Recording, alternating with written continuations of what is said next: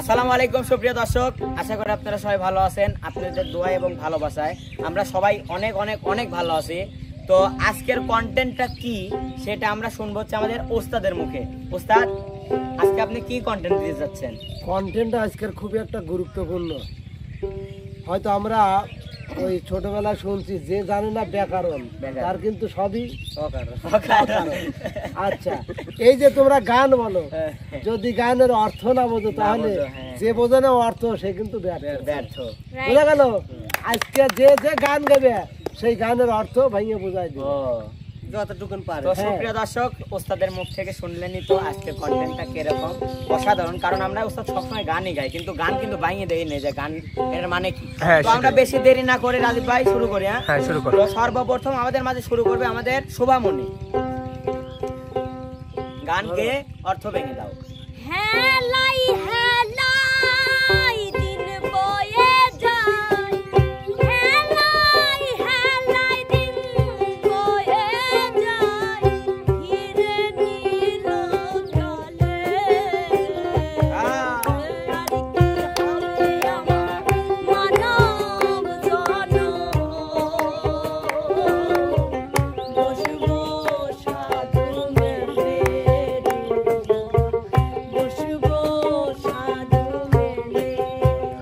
এখানে উস্তাদ। আসলে আমরা যারা মানুষ আছি, ধরেন আমাদের কথাই আমরা খেলাই খেলাই কিন্তু আমরা গান গেয়ে যাচ্ছি, এটা করতেছি, খেলতেছি, শপিং করতেছি, ঘুরতেছি, বেড়াচ্ছি, এগুলা করতেই কিন্তু আমাদের দিন বয়ে যাচ্ছে। কিন্তু আল্লাহ যে আমাদের পৃথিবীতে পাঠাইছে আল্লাহর ইবাদতের জন্য, এইগুলো আমরা কেউই করতেছি না। আমরা বুঝতেছি এখন আমাদের দিন যেভাবে যাচ্ছে এখন সুন্দর কাটলেই হবে, কিন্তু পরকালের জন্য যে আমাদের কিছু করতে হবে, পরকালটাকেও এইভাবে সুন্দর করতে হবে, এই জিনিসটা কিন্তু কারণ মাথায় নাই। আসলে কত কত লক্ষ জনি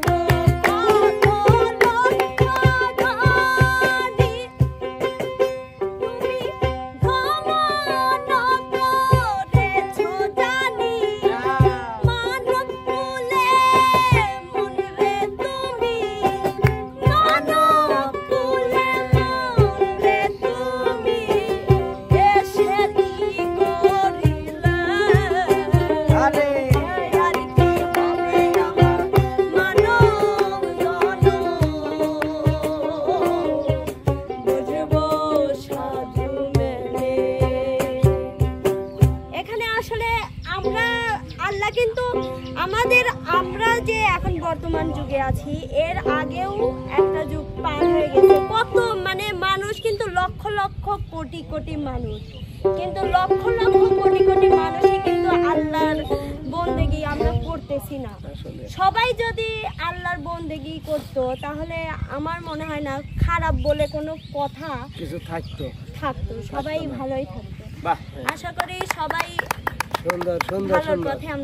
সুন্দর অ্যান্সার করছে। আসলে এটাই কিন্তু স্বাভাবিক। যেমন আমার জানা মতে আমাদের বাংলাদেশে চলচ্চিত্রে একজন মানে খল চরিত্রে অভিনয় করত, খুবই দুর্ধর্ষ, এটিএম শামসুজ্জামান।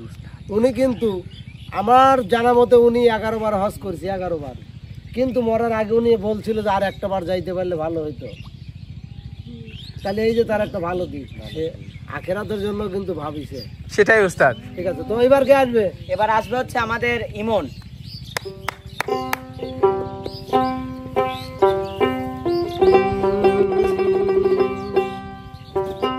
প্রাণ পাখি উড়ে যাবে পিঞ্জরা ছেড়ে,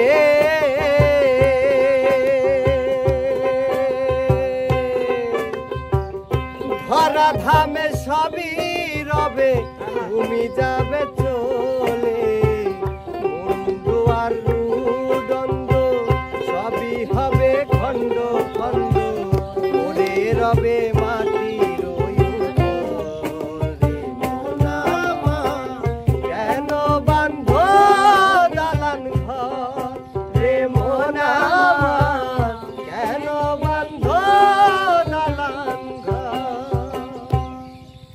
উস্তাদ, এই যে প্রাণ পাখি উড়ে যাবে পিঞ্জরে ছেড়ে, প্রাণ পাখি বলতে যে এই যে উড়ে বেড়ায় এই পাখি না, মানে মানব দেহে মানুষের মধ্যে যে প্রাণ, আর যে পিঞ্জরা বলতে পাখির খাঁচা না, এটা হচ্ছে আমাদের এই যে শরীর মানব দেহের খাঁচা। যদিও গানের এক লাইন আমি ভুল করে ফেলছি, মানে আর এক লাইনের অন্তরাহী লাইনে নিয়ে আসছি, তারপরে কথাটা বলে নেই। প্রাণ পাখি উড়ে যাবে পিঞ্জরা ছেড়ে, অর্থাৎ মানুষের দেহ মানে খাঁচাটা ছেড়ে পিঞ্জরা ছেড়ে প্রাণ পাখি একদিন উড়ে যাবে। এই ধরা দামে সবই রবে, তুমি যাবে চলে, বাড়ি গাড়ি সবকিছুই কিন্তু দুনিয়ার উপরে রয়ে যাবে। এই যে মানুষটা, এই যে খাঁচাটা, এটাও কিন্তু একদিন মাটির তলে চলে যাবে। এই জন্য বলছে কেন বান্ধব দালান ঘর, একদিন মাটির ভিতরে, অর্থাৎ আমরা যতই দালান কোঠা জায়গা জমি যাই করি না কেন, শেষ ডাকটা দিলে, অর্থাৎ আল্লাহ ঘুরি উড়াই দিছে, নাটাইটা রাখছে, যখন নাটাইটা টান দিবে সবকিছু ফেলাই কিন্তু সেই মাটির তলে চলে যেতে হবে। গানটা আর কি এই বিষয়ে বুঝাইছে, আমার ছোট্ট জ্ঞানে যতটুকু বুঝছি ততটুকু বোঝানোর চেষ্টা সুন্দর করি। সুন্দর সুন্দর। আসল কথা হলো কি, ঠিক আছে, ওই যে মানে তুমি যেটাই বলো, গান যেটাই বলো, ওই গানের অর্থটা যদি তোমার একটু জানা থাকে তাহলে ওই গান আমার মনে হয় 100-তে 100 ভালো হবেই। যেমন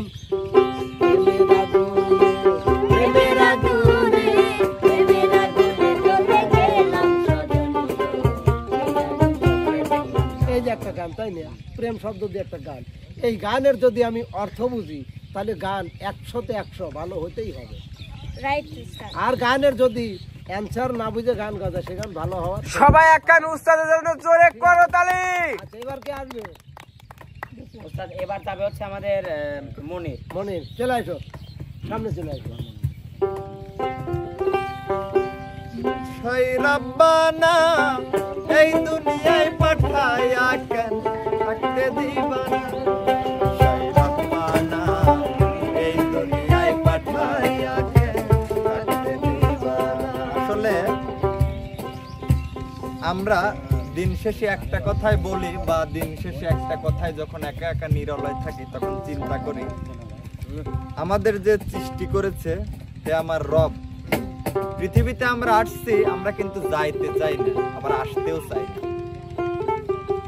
তো এই যে পৃথিবীতে রব আমাদেরকে পাঠাইছে, এই দুনিয়া আমাদের পাঠাইয়া কেন তিনি থাকতে দিবে না, এই জন্য এই গানটা নিয়ে কথা, এখানে গানের কথাগুলো বলা হয়েছে। ওরে ঘরে দিলা, সংসার দিলা, অনন্ত বাসনা দিলা, আয়ু দিলা না। আসলে দেখেন, এই যে ঘর দিছে মানুষের জীবন চলার জন্য, মানসিক জীবনে মানুষ সুখে থাকার জন্য একটা সংসার দিছে, সংসারে পরিবার পরিজন অনেক মানুষ দিছে। তো যেভাবে মানুষ পৃথিবীর বুকে আসছে এই সবুজ শ্যামল প্রাকৃতিক পরিবেশে, এই জায়গায় আসলে আর মানুষ এই সুন্দর পৃথিবী ছেড়ে যেতে চায় না। তাই বলেছে ঘর দিলা, সংসার দিলা, অনন্ত বাসনা দিলা, জনম ভরে থাকতে হবে, আয়ু কেন দিলা না। সেই রব্বানা এই দুনিয়ায় পাঠায়া কেন থাকতে দিবা না, সেই রব্বানা এই দুনিয়ায় পাঠায়া কেন থাকতে দিবা না। মনির, বিষয়টা এইরকম, ধরো এই যে তোমাকে দুনিয়ায় পাঠাইছে, হ্যাঁ, তুমি এইটুকুন দেখেই এত মুগ্ধ, হ্যাঁ, তাহলে এটা এবার তো ভাবো, অবশ্যই উস্তাদ। এবার ভাবো যে পরবারে একটা ভালো জায়গা আছে, পরপরে যে জায়গা সেই জায়গাটা আছে, আল্লাহ কি দিয়ে তৈরি হাজার করে হাজার রাখছে। কোটি কোটি গুণ এর থেকেও সুন্দর, তাহলে কিন্তু মানুষ এই পৃথিবী সারি, রঙিন পৃথিবী সারি যাবে। সেটাই সেটাই। এবার আসবে আমাদের মাঝে একটা বিপ্লব। রিয়ামণি। বিপ্লব এসো। না, ছেলে 3টা আছে, রিয়ামণির পরে আমি যাচ্ছি। আচ্ছা এসো। মনে প্রাণে জপি মাওলা তোমারি নাম, মনে প্রাণে জপি প্রভু তোমারি নাম, তুমি মালিক মওলায় আমি গোলাম, তুমি মালিক মওলায় আমি গোলাম। আসলে আল্লাহকে একটা বান্দা, ধরেন আমি নিজেই বলতেছি, আল্লাহ এই এত যে তোমাকে, মানে তোমারই নাম সবসময় জপি, মানে তুমি আমার সব, কিন্তু আমি তোমার গোলামের গোলাম, মানে আমি তোমার পায়ের তলে থাকতে পারলেও আমার শান্তি, তোমার একটা চারার যদি একটু দর্শন পাইতাম তাও আমার শান্তি।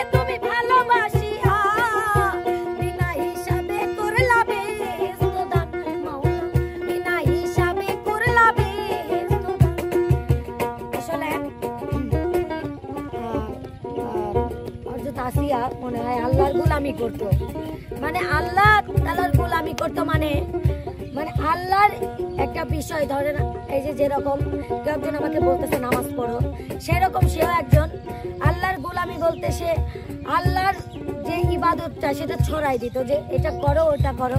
আল্লাহর গোলাম মানে সে আল্লাহর প্রতি সর্বদা মানে পাগল এরকম। তারপরে এটাই বোঝাইছে যে তোমারই গোলামি করে বিবি আসিয়া নিজে মওলা, মানে আল্লাহ নিজেই তাকে ভালোবাসিয়া জান্নাত করলো তার। তাহলে কি একটা মানে কুদরতি যে আল্লাহ নিজেই তাকে জান্নাত দিয়ে দিল, কি কারণে? তোমারই গোলামি করে বিবি আসিয়া নিজে মওলা তারে তুমি ভালোবাসিয়া বিনা হিসাবে করলা বেহেশত দান, বিনা হিসাবে করলা বেহেশত দান। তুমি মালিক মওলা আমি তুমি মালিক মওলা আমি। আসলে সত্যি কথা বলতে আল্লাহকে মনে প্রাণে জপলে, আল্লাহকে মনের থেকে কিছু চাইলে অবশ্যই আল্লাহ দিবে। এটাই হচ্ছে আসিয়া তার প্রমাণ। হ্যাঁ অবশ্যই অবশ্যই। এবার বিপ্লব, এবার তুমি দেখি। আসিয়া কিন্তু ছিল সবচাইতে মানে আল্লাহর সাথে যার বিরোধ ছিল সেই ঘরের। ওস্তাদ তোমরা কি ভাবতে পারো আল্লাহর সাথে বিরোধ কার? ফিরাউনের। ফিরাউনের বউ ছিল। ঠিক আছে, তাহলে চিন্তা করে দেখো একজন মানে আল্লাহর সাথে যার বিরোধ, তার ঘরে কত ধার্মিক একজন মানুষ ছিল, যা জ্বলন্ত খোলার ভার দিয়েও তাকে কিছু করতে পারছিল না। হ্যাঁ এবার চলে যাবো বিপ্লব, ধরো গান ধরো। আমি পাপী প্রথম দয়া তোমার দুনিয়ায় তোমার কাছে যাওয়ার মতো সঞ্চয় নেই। আবার নেক্সট জীবন হবে। আমি পাপী প্রথম দয়া তোমার দুনিয়ায় তোমার কাছে যাবার মতো জীবন। তো আসলে ওস্তাদ আমি পাপী অধম দয়ার তোমার দুনিয়ায়, মানে আমরা সবাই তো আল্লাহর সৃষ্টি, সবাই আল্লাহর সৃষ্টি। তো আমি আল্লাহ আমাকে সৃষ্টি করে পৃথিবীতে পাঠাইছে তার হচ্ছে সালাত আদায় করার জন্য, কিংবা আল্লাহ কিন্তু পাঠাইছে তার ইবাদত বন্দি করার জন্যই। কিন্তু আমি এতই পাপ করছি যে আল্লাহ আমি পাপ করছি, মানে আমি পাপী অধম দয়া তোমার দুনিয়ায়, মানে আমি এতই পাপ করছি আল্লাহর কাছে করছি, আল্লাহ আমি এতই পাপ করছি তোমার দুনিয়ায়, আপনার কাছে আমি কেবা করে যাব? ওই নেকটুকুই তো আমার কাছে নাই, আপনার কাছে যাব ওইটুকুই তো আমার কাছে নাই। জীবন গেল ভোগ বিলাসে আনন্দ আর আকালাতে, তোমার কাছে যাবার মতো সঞ্চয় কিছু নাই। দয়াময়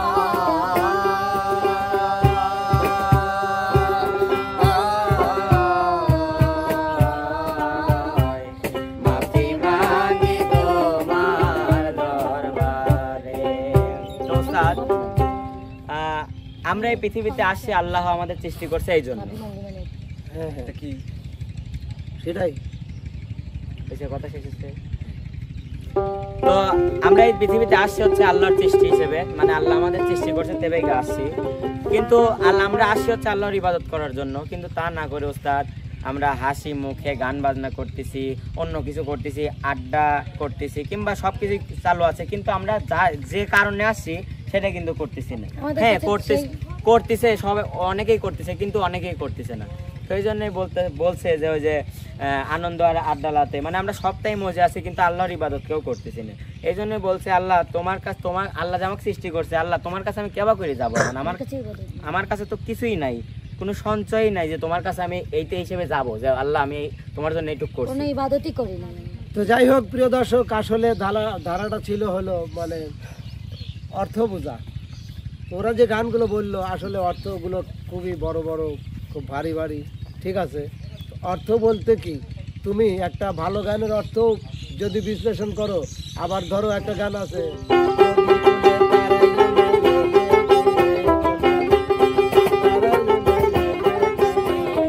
বাতাস লাগে না আমার প্রাণ। এই যে একটা গান, যদি এর অর্থ বোঝো তাহলে গানটা অবশ্যই অবশ্যই ভালো গাইতে পারবে। এটাই কিন্তু ছিল আজকের আয়োজন। তো বন্ধুরা কেমন লাগলো, যদি ভুল ত্রুটি হয় অবশ্যই ক্ষমা সুন্দর দৃষ্টিতে দেখবেন। আল্লাহ হাফেজ।